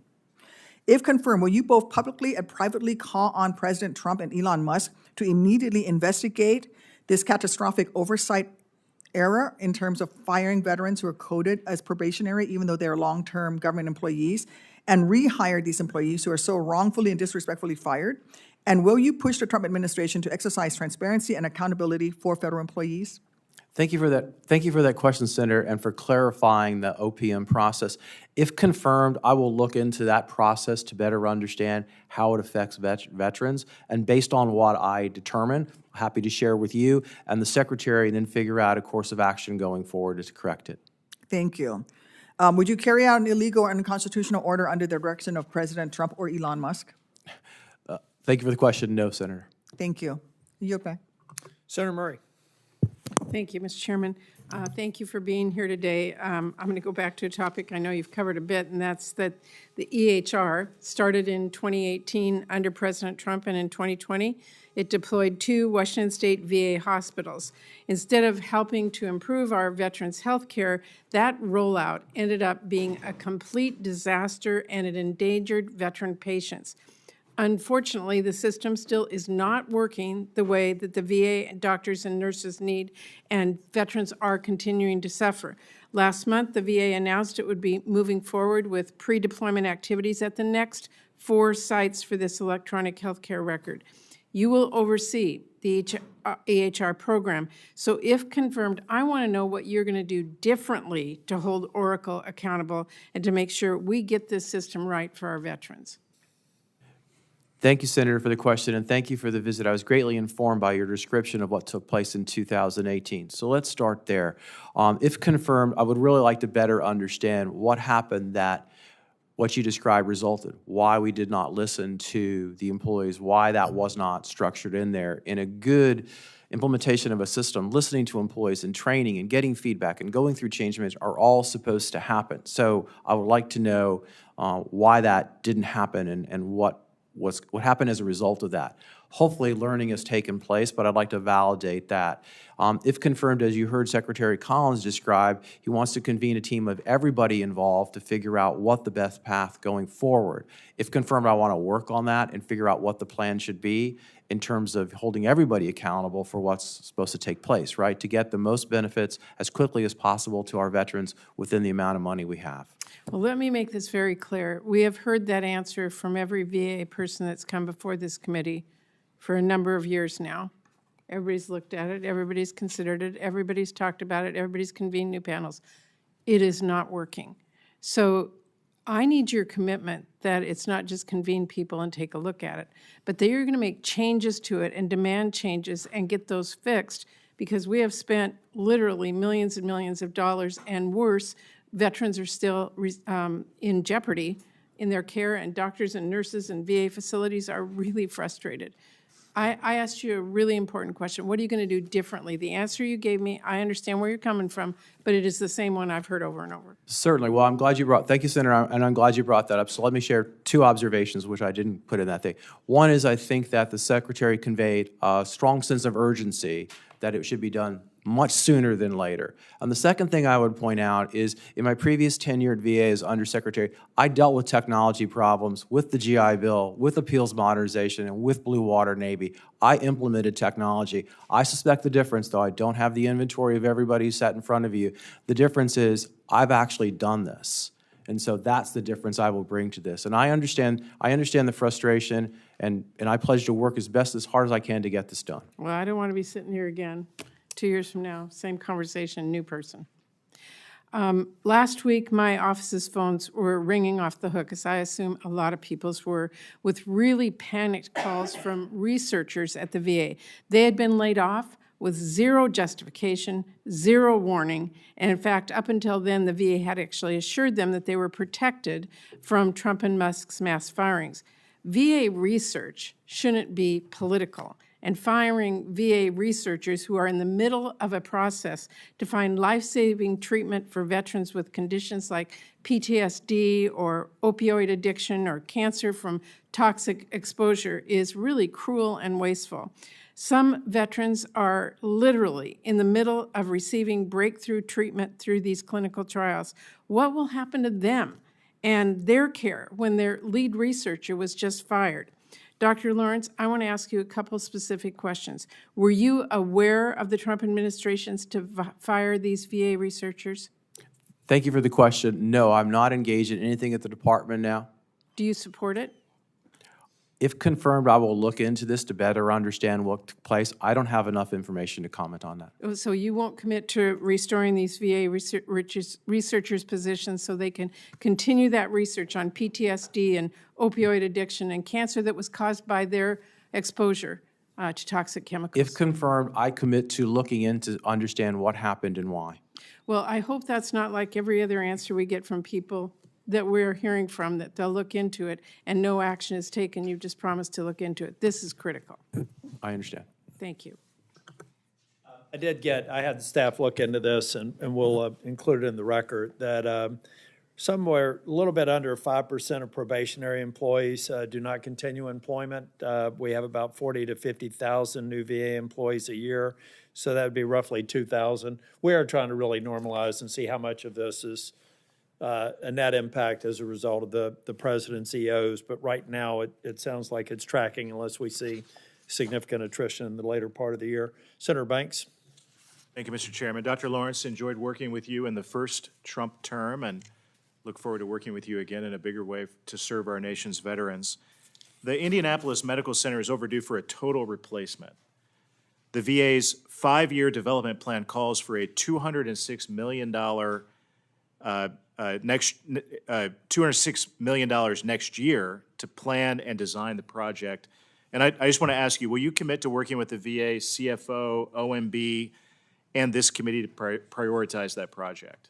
Thank you, Senator, for the question. It's great to be with you and I remember, congratulations on your promotion. I remember when you were at HVAC, you asked really hard questions. So yes, I know you asked the Secretary this in his confirmation hearing, and he said as much, so I will, if confirmed, I will work with him to do that. It means a lot to Indiana. I appreciate that and look forward to working with you on that. Dr. Lawrence, the Deputy Secretary is traditionally the VA Chief Operating Officer, but very little of that responsibility is laid out in the law. What will you be responsible for, and how will you prioritize that important role? Certainly. Thank you for that question, Senator. Yes, that's right. The deputy is the chief operating officer, and it's somewhat described in law, so I'll use that. You're responsible, the deputy secretary is responsible for all administrative operations of the VA, provides governance and oversight, works with the secretary on agendas, special issues, and other things the secretary assigns. Good. I know we talked a little bit already about electronic health records, but EHRM has been going on for 8 years. In the first Trump term, we worked together closely on oversight of the project. But a lot of senators still have basic questions about what's going on with it. Do you think the VA has adequately explained the project's objectives and how the strategy has changed over the last 8 years? Thank you very much for that question, Senator. I haven't followed it in detail the last 4 years. However, the fact that every time I meet with one of you in one of my meetings, you ask questions about this, it almost seems by definition the answer is no. There's too many unanswered questions. And I think if you recall Secretary Collins's testimony, he talked about the importance of transparency. This is one area I think there's much more to do. As you know, I was the chairman of the EHRM Oversight Subcommittee when it was set up in the House in 2018. When the project started. The original plan was for the Veterans Health Administration to standardize operations across all the medical centers to pave the way for EHR. That never happened, and that's why the project continues to fail. How are you ever going to implement the Oracle EHR without VHA standardizing it? Thank you very much for that question, Senator.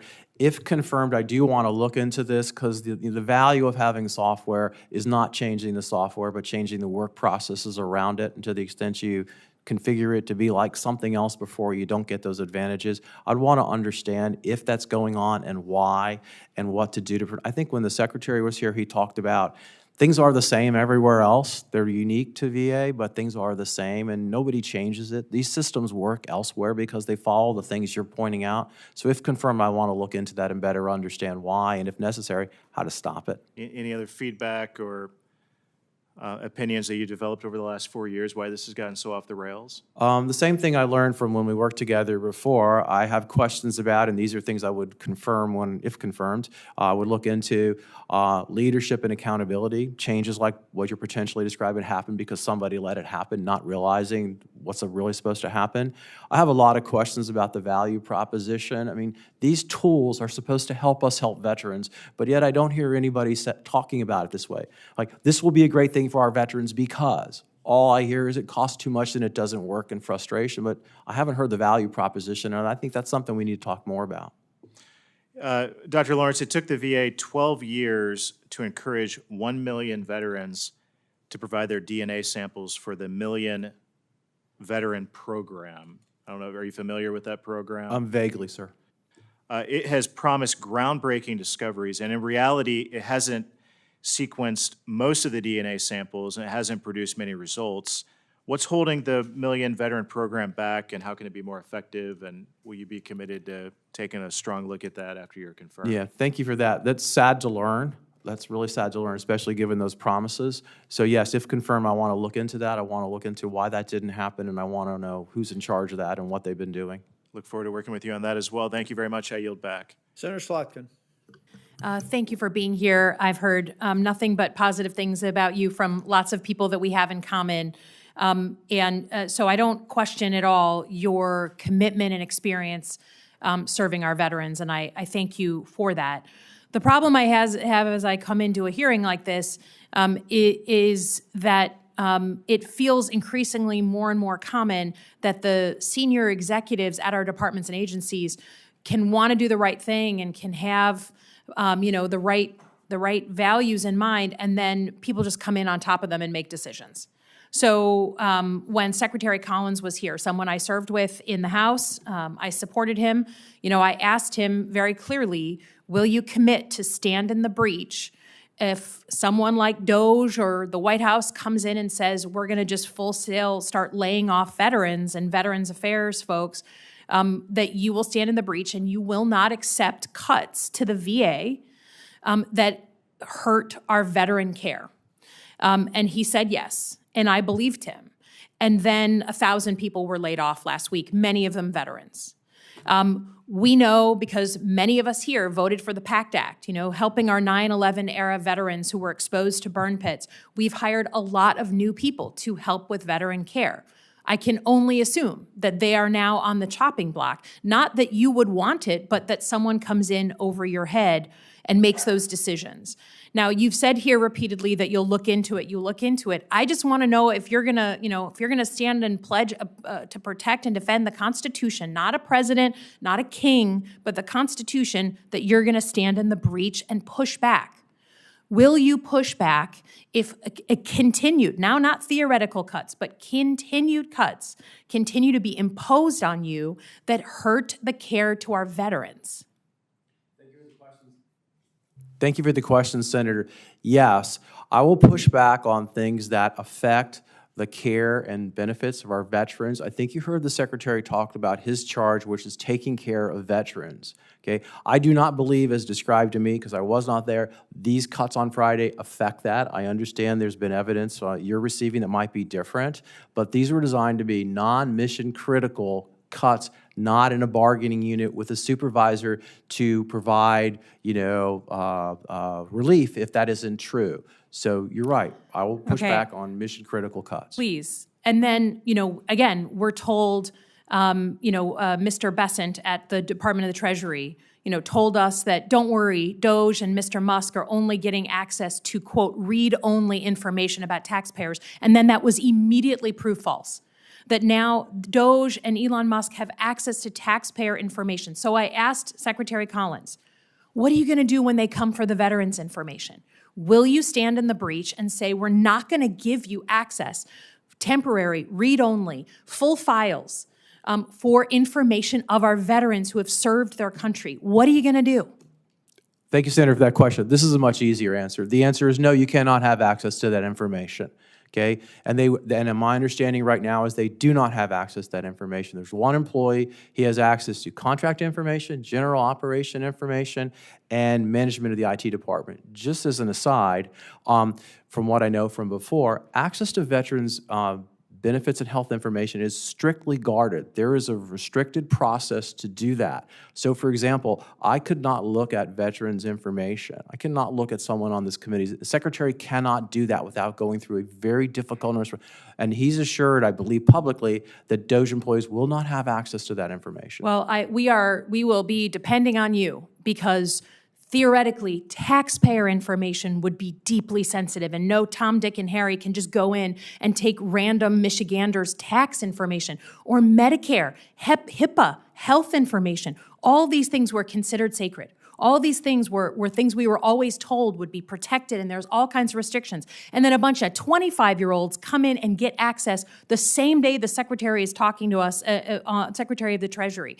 So whatever your hopes and dreams are, they don't seem to be living up to what the moment here, because people come in. So it's not about your commitment to veterans. I understand from lots of people you have it. So your commitment is going to mean fighting some really tough fights with people on your same political team on this for the sake of veterans. And I'm asking you and imploring you, there's something bigger here than living up to doing whatever Trump says. Protect our veterans, please. Thank you, Senator. I understand your perspective. I do not know about the tax systems. I do not know about Medicare systems, but I know about the VA personal information systems. That cannot happen without permission. Great. Thank you, Senator Slotkin. I think Senator Blumenthal have a couple of other questions. I've got one or two. I'll try to be brief. It looks like this Cerner implementation is going to go through the very predictable either the initial requirements were not well defined, the complexity of the VISN's application portfolios were not well understood. We maybe got tempted into more customization than we should have. We may have found out data models were more difficult to actually map out. The typical sorts of things that I would find in a project review when something goes sideways. I think it's going to be necessary for you to commit to come before this committee after a reasonable period of time and give us a traditional stop, start, continue of this implementation. What practices got us in the ditch? And it's not going to be just the vendor or the consultants. It's probably going to be because we allowed additional requirements to creep in.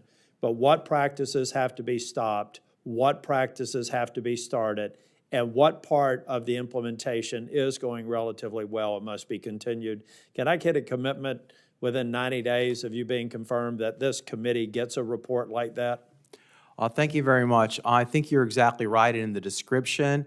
I will give you almost a commitment. The 90-day thing, I just don't know that I can guarantee that on, but absolutely, the Secretary talked about doing the kind of review you're talking about. I imagine so. Yes, I think Mr. Lawrence, that's fair for you to hold off on the 90-day commitment. But in my experience, anybody worth their salt can figure out what's wrong with a project within 90 days, but I understand why you can't commit to that. But I'd be happy to do it in 90 days. Senator Blumenthal. Eisenhower retook Europe in 11 months.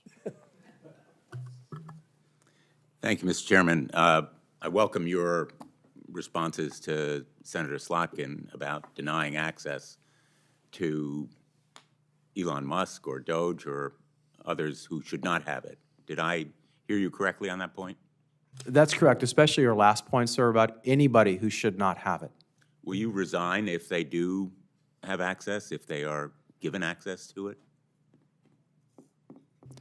It's difficult to, thank you, Senator, for that question. It's difficult to answer a theoretical question upon which I would have no control. So I'm not going to comment on that. Well, how would you stop them if you have no control? So, Senator, let me see if I can reframe your question. So, well, my question is pretty clear as it is. How would you stop them if you're not going to resign and raise it as an issue of conscience and conviction? So I'm trying to understand, sir. So we're talking about a hypothetical whereby somebody gets permission. It's not a hypothetical. It's a hypothetical at VA, it's sir. It's ongoing, or it's on the horizon. They are going to the Department of Defense, where national security is an issue. They're going to the Department of Health and Human Services and accessing health records. There are reports that they're already in the VA, even if you discount those reports. This is not a hypothetical. I'm asking you, because you stated to Senator Slotkin so clearly that it would be a violation of ethics and law for this information to be given to Elon Musk or anyone else unauthorized and uncleared. Thank you, Senator, for clarifying that. I commit to, if confirmed, to better understand the situation and try to figure out what the leverage I would have to make sure it doesn't happen. I think that response speaks for itself, so I'm not going to ask another question to follow up. I want to put in the record the Federal News Network article entitled, "Despite Exemptions, VA Employees Still Feeling Impact from Policies Shaking Up Federal Workforce."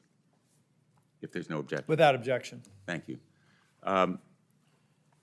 You know, just for the record, since there's been some reference to the Biden administration, in fact, President Biden instituted a strategic pause, allowing facilities and local leadership to make staffing decisions as long as it didn't increase costs and to make cuts. As a result, there was bipartisan opposition to that step. As a matter of fact, the staffing at the VA grew, not declined, by a net of, I think, 10,000 employees, because VHA recognized that hiring staff actually saves money by bringing VA healthcare back in-house from the community. I invite my Republican colleagues to join me in the current proposal for cuts, just as we joined together to oppose the potential Biden cuts in staffing that were not cost effective. Let me ask you, Dr. Lawrence, where do you live? In Virginia, sir. And what is the VA healthcare facility nearest to where you live? I don't know. I don't use VHA healthcare. I believe it is Washington, D.C. Why do you not use VA healthcare? I'm ineligible. I did not, my service was such that I'm ineligible for healthcare. In addition, I've always been in the private sector, and I've always had private care, and even if I were eligible, quite frankly, I would be thinking about those who need it more than me, and I probably wouldn't have used it. You wouldn't use VA healthcare even if you were I didn't say eligible? that. I didn't say that. What I said, sir, was because I had private care, that even if I had access to VA healthcare, I wouldn't use it, because I'd be thinking people who are in much more difficult situations than me, because my healthcare has been very good, need access to that care more. Do you have any direct experience? Have you ever received healthcare from the VA? No, I have not. When's the last time you were in a VA healthcare facility? When I was in the first administration. I regularly visited them when I went on visit. I would visit regional benefits office, and I would often visit because they were next to the healthcare thing. We held claims clinics in VA medical facilities. You haven't been in a VA healthcare facility since your service ended in the Trump administration? That's correct. When you were undersecretary of the Veterans Benefit Administration, you had 24,000 employees in 56 separate regional offices working for you, correct? That's correct. How many of those employees do you think should be fired? I'm unaware, sir, of what's going on there now. When you were there, how many did you think should be fired? When I left there, they were producing at the highest level they had ever produced in their history. Some left through attrition, some left to get better jobs, but it was a very solid workforce. Would you have fired any of those 24,000 when you were there? I'm sorry, the first part of your question, sir? Would you have fired any of those 24,000 employees when you were there? So we didn't really have to, sir, because by measuring performance, the bad ones understood they were bad performers, and they generally left before the HR systems had to go after them. So you didn't think Elon Musk was necessary, or the Doge transition operation, the firing that they're now doing was necessary then? It was many fewer employees. Right now, I believe VBA has about 35,000 employees, so I could be wrong. A lot of hiring is taking place since we left, so I don't know what those folks are doing. And as to those 56 regional offices, did you recommend at the time you were undersecretary that any be closed? No, I did not. I began my tenure by announcing that we would close no offices, and that during my period of time, the number of employees would be equal to or greater than when I left. Dr. Lawrence, do you think the PAC Act is working? So, thank you, Senator, for that question. I have a lot of observations based on anecdotes. So I don't want to comment, if confirmed, I really want to dig into this more closely. Some of the things that are very positive, as we pointed out, more veterans are coming to get care, more veterans are applying for benefits. It's easier to deal with burn pits. You could do it one-off when I was undersecretary, and I think that was difficult for veterans. At the same time, I worry that the backlog is large and growing. I worry also about some of the things I talked to Senator Gallego about the communication and the like. So I think there's opportunities for improvement, but by and large, when you consider the objectives when it was discussed and passed, it looks successful. You think that we should have the PAC Act, that the presumptions for care and benefits is justified? Yes, in that one, yes. And as to that backlog, do you commit to trying to end it? Yes, absolutely. That would be part of my charge. If confirmed as Deputy Secretary, I'm responsible for the performance of the Undersecretary for Benefits. That will be one of the key critical factors they focus on, which is processing claims in a timely and accurate manner. Would you agree that potentially more VA members are necessary, staff and others, to make the PAC Act work? Yeah, thank you for that question. Yes, potentially more employees, potentially more technology, potentially more of both, potentially more assistance from other vendors who know how to do this. Absolutely. We So should if examine. If the Musk operation is causing a cut in those employees, it could be increasing the backlog. If VA decides to, in this hypothetical, if VA decides to lay off mission-critical employees who are processing benefits, by definition, it would increase the backlog. Will you resign if that happens? No, sir, I'll prevent that from happening. Thank you. Senator King for a brief question. Yes, thank you. Just too quick. In 2020, Project 2025, which you contributed to, I know in a limited way, but you were involved in the veterans part, one of the points, it says, reduce improper payment and fraud. About $500 million is improperly paid out each year. Are veterans frauds? Are veterans committing fraud? No, sir. What that refers to is sort of the following. This is what tends to be what happens.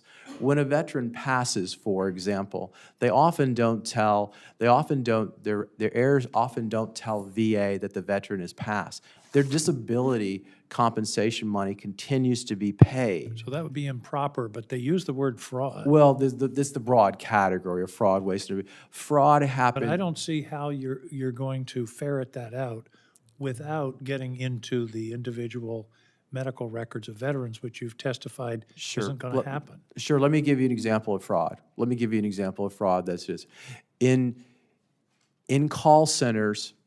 In the world's best companies, you're not allowed to bring your cell phone in because you can take pictures of information which can be used to do identity theft. When I arrived at VBA call centers, no such rule existed.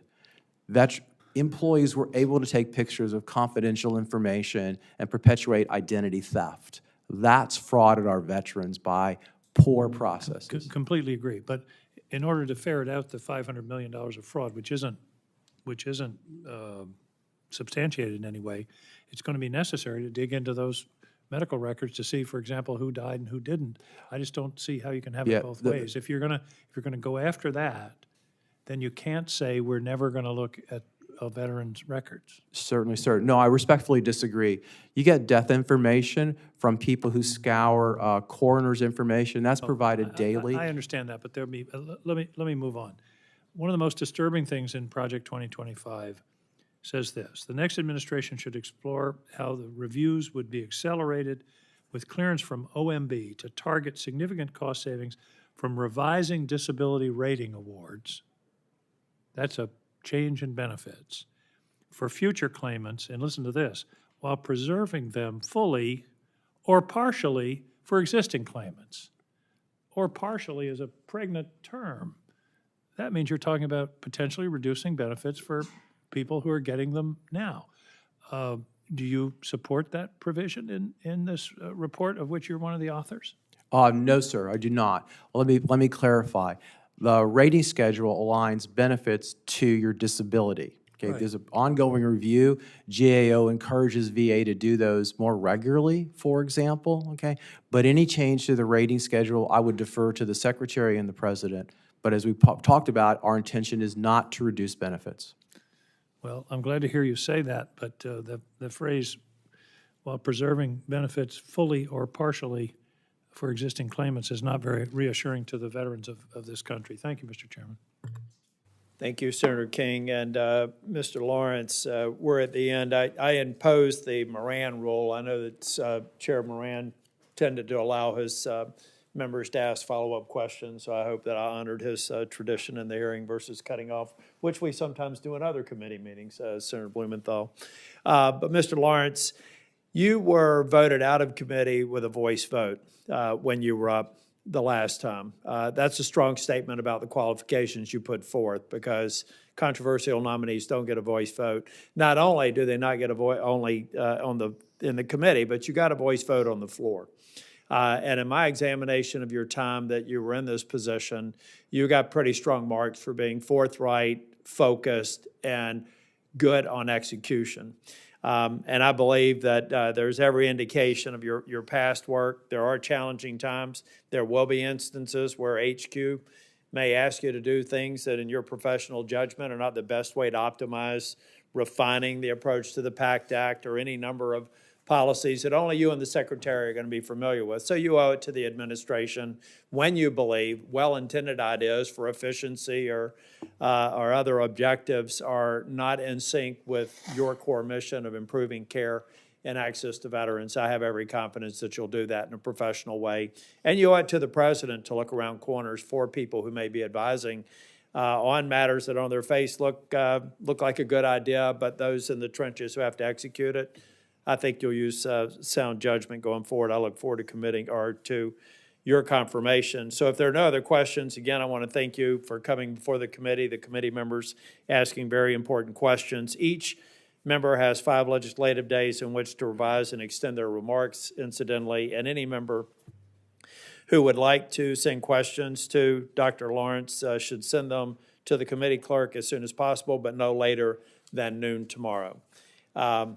Dr. Lawrence, again, I appreciate your response. Congratulations to the family for this honor to be nominated. And with that, this hearing is adjourned.